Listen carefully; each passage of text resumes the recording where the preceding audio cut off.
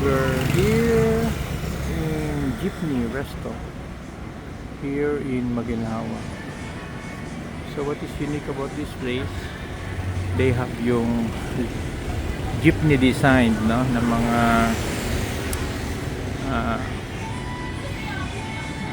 tables inside jeepneys. So we occupied one of the jeepneys here. This area is along Maginhawa.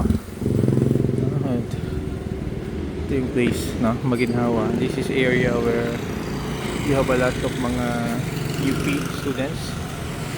Territory ng UP. Yung design nila, yung signages, they are signages parang sa harap ng jeepney, ha? Jeepney.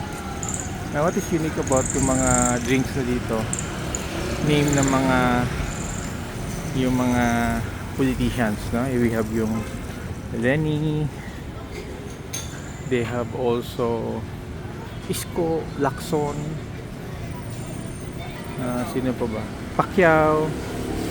Nakausap ko yung bartender, sabi ko, lagyan nyo ng digong. Trillanes ba? Risa, no? Walang nakalagay eh.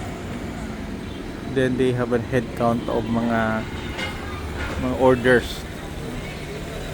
Paramihan ng mga orders ng mga political followers. So yung place is Mr. Jeepney. Mr. Jeepney, biyaheng Maginhawa, no? So yung mga sa harap mismo ng place. Parang you have a replica of a jeepney. Price is affordable.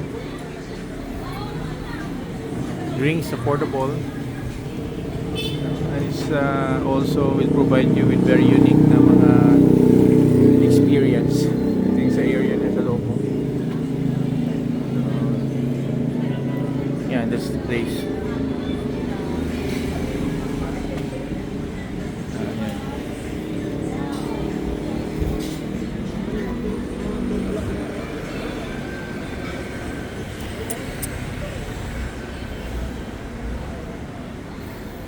Anya nag-book na si Kwan? Okay. Again, along Maginhawa. Here in the Teachers or UP Village.